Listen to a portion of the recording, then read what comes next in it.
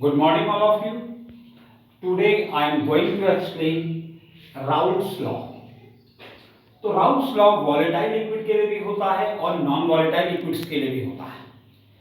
तो हम फर्स्टली जो राउल्ट्स लॉ है वो वॉलेटाइल लिक्विड के लिए देख रहे हैं। तो राउल्ट्स का लॉ जो वॉलेटाइल लिक्विड के लिए होता है वो ये कहता है कि जो पार्शियली प्रेशर होता है of each component solution is directly proportional to its mole fraction. जो पार्शियली प्रेशर होता है वो डायरेक्टली प्रोपोर्शनल होता है किसके?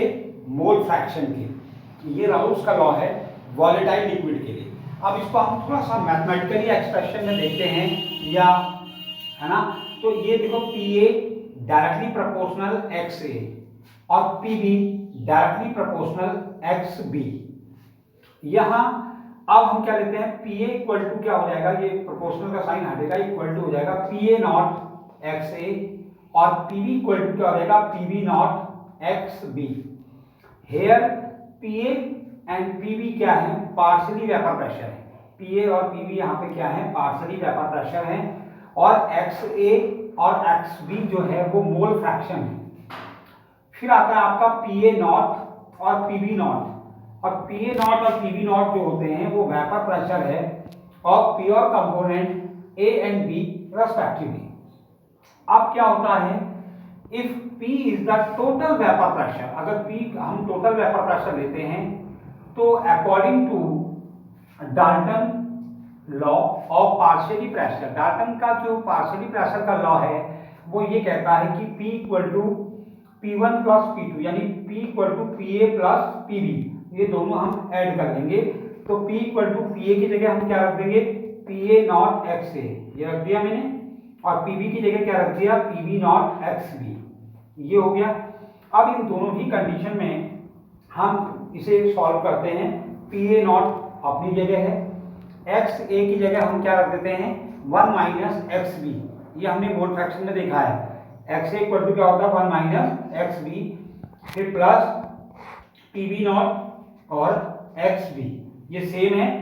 उसके बाद अब हम क्या करते हैं कि PA नॉट जो है इसका मल्टीप्लिकेशन करेंगे अंदर, तो PA नॉट को 1 से हमने मल्टीप्लाई किया तो PA नॉट ही आया।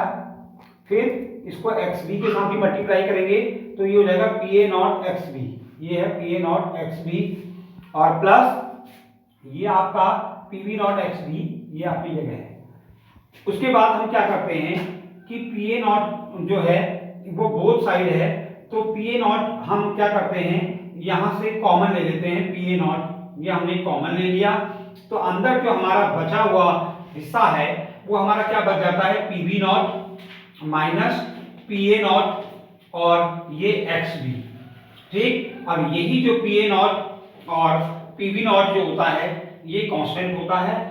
तो इसी तरीके से हम ये राउल्ट्स का लॉ देखते हैं फॉर वॉलेटाइल लिक्विड के लिए। अब स्टूडेंट्स हम आपको जो है यहाँ पे दो टर्मिनोलॉजी यूज हुई है राउल्ट्स के लॉ में, एक वॉलेटाइल लिक्विड और एक नॉन वॉलेटाइल लिक्विड। तो यहाँ पे आप लोगों को ये बताना बहुत जरूरी हो जाता है कि वॉलेटाइल लिक्विड्स क्या होते हैं और नॉन वॉलेटाइल लिक्विड्स क्या होते हैं। देखिए वॉलेटाइल लिक्विड्स वो होते हैं जो इजीली वेपोराइज हो जाते हैं, मींस लिक्विड से वेपर की फॉर्म में इजीली क्या हो जाते हैं, वेपोराइज हो जाते हैं लिक्विड से वेपर की फॉर्म में। ये लिखा हुआ है that vaporise at room temperature. इसमें सारे हमारे ऑर्गेनिक सॉल्वेंट्स आते हैं, जैसे थिनर है, थिनर अगर आप उसको ओपन करके रखेंगे तो वो इजीली क्या हो जाता है, वेपोराइज हो जाता है। पेंट्स है, क्लीनिंग फ्लूइड्स हैं, जो साफ करने वाले हमारे फ्लूइड्स होते हैं, फिनाइल वगैरह, ये सारे क्या हैं, वॉलेटाइल लिक्विड्स की कैटेगरी को बिलोंग करते हैं। इसी तरीके से दूसरा टाइप का लिक्विड्स जो हमारे आते हैं वो नॉन वॉलेटाइल लिक्विड्स होते हैं। What is the meaning of non volatile liquids? Non volatile liquids का मीनिंग ये होता है does not undergo radially evaporate into a gas under existing condition. जो एग्जिस्टिंग कंडीशन के अंदर इजीली इवेपोरेट नहीं होते हैं।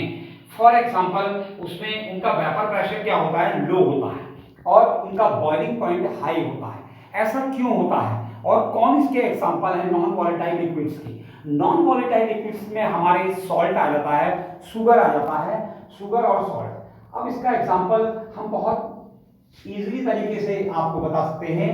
अगर आप किसी वाटर में सॉल्ट को मिलाएंगे, क्योंकि सॉल्ट क्या है, नॉन वॉलेटाइल सॉल्यूट है, अगर उस सॉल्ट को हम वाटर में मिलाएंगे ना तो उसका वेपर प्रेशर क्या हो जाता है, लो हो जाता है। उसका वेपर प्रेशर लो हो जाता है और उसको हम बोलते हैं relative lowering of vapour pressure, vapour pressure का लो हो जाना। ऐसा क्यों होता है? ऐसा इसलिए होता है कि जो नॉन वॉलेटाइल सॉल्यूट होते हैं, जैसे आपका सॉल्ट है या शुगर है, तो वो क्या करता है कि जो नॉन वॉलेटाइल सॉल्यूट है ना, वो सरफेस जो होती है सॉल्यूशन की, उस सरफेस एरिया को क्या कर लेता है, ऑक्यूपाइड कर लेता है। और ऑक्यूपाइड कर लेता है तो सॉल्वेंट के पार्टिकल जो है वो ऊपर नहीं आ पाते। कहाँ से? सॉल्यूशन से। तो उनको ऊपर आने में जो है वो देर लगती है। तो देर लगने से क्या हो जाता है कि उनका वेपर प्रेशर जो होता है वो तो लो हो जाता है और बॉइलिंग पॉइंट क्या हो जाता है, हाई हो जाता है। क्योंकि जो जितनी देर में जिसका बॉइलिंग पॉइंट जितना हाई होगा वो उतनी देर में क्या होगा, उतना लो वेपर, उसका लो उतना लो वेपर प्रेशर होगा।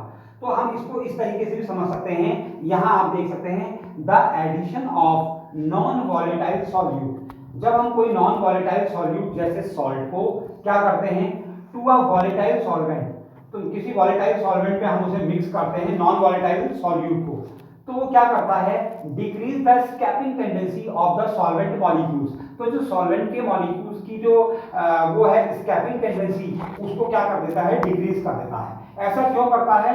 From the surface of solution, solution की सरफेस पे वो क्या कर देता है, वो उतने एरिया को क्या कर देते हैं, ऑक्यूपाइड कर देते हैं। और जब एरिया को ऑक्यूपाइड कर देते हैं तो फिर वो वाटर के जो सॉल्वेंट के पार्टिकल हैं वो ऊपर आने में उनको क्या लगता है, देर लगती है और इस तरीके से जो उसका बॉइलिंग पॉइंट है वो हाई हो जाता है। इसलिए हम बहुत इजी वे में इसे ये कह सकते हैं कि अगर एक सॉल्टी वाटर है और एक ऑर्डिनरी वाटर है, तो इन दोनों में जो सॉल्टी वाटर है उसका बॉइलिंग पॉइंट हाई होगा, क्योंकि उसमें हमने क्या मिलाया है, नॉन वॉलेटाइल सॉल्यूट, सॉल्ट को ऐड कर दिया है।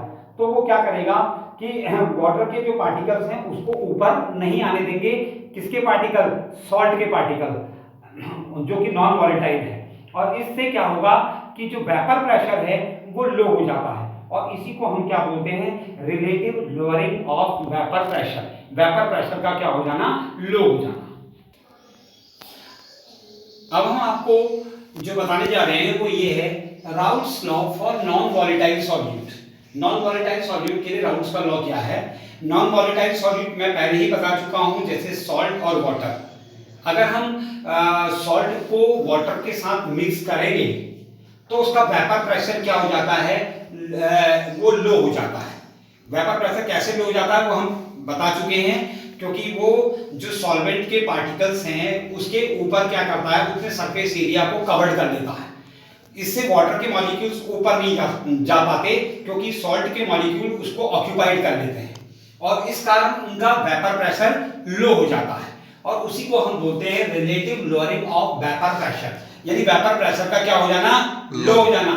तो नॉन वॉलेटाइल सॉल्यूट के लिए राउल्ट का लॉ यही है कि जो relative lowering of vapour pressure होता है वो मोल फ्रैक्शन के इक्वल होता है। क्या है? नॉन वॉलेटाइल सॉल्यूट के लिए जो राउल्ट्स का लॉ है वो ये है कि relative lowering of vapour pressure is equal to its mole fraction. तो जो relative lowering of vapour pressure है वो मोल फ्रैक्शन के इक्वल होता है। मैं और इसका डेफिनेशन आपको बता चुका हूं कि relative lowering of vapour pressure क्या है, वेपर प्रेशर का लो हो जाना। और वेपर प्रेशर कैसे लो होता है? जब नॉन वॉलेटाइल सॉल्यूट को हम सॉल्वेंट के साथ मिक्स करते हैं तो वो सॉल्वेंट के पार्टिकल्स के ऊपर सरफेस एरिया को ऑक्यूपाइड करता है और सॉल्वेंट के पार्टिकल को ऊपर नहीं आने देता। इससे उनका वेपर प्रेशर लो हो जाता है और बॉइलिंग पॉइंट बढ़ जाता है। उसी को relative lowering of vapour pressure कहते हैं। अब इसको थोड़ा सा हम मैथमेटिकली एक्सप्रेशन देते हैं। वी नो, हम जानते हैं कि P इक्वल टू क्या होता है, PA प्लस PB। ठीक, अब P इक्वल टू क्या हो जाएगा, PA अपनी जगह रहेगा, PB की जगह मैं क्या लिख सकता हूं, P इक्वल टू क्या ले लेंगे, PA ले लेंगे। चूंकि सिंस सॉल्यूट B जो है यहाँ पे वो नॉन वॉलेटाइल है, सॉल्यूट B को हमने नॉन वॉलेटाइल मान लिया है, तो P इक्वल टू क्या हो जाएगा, PA की जगह क्या रख दूंगा, PA नॉट XA। अब इसी को हम फिर खोलेंगे P equal to P A naught अपनी जगह रहा, एक्स ए की जगह क्या रख देंगे 1 माइनस एक्स बी।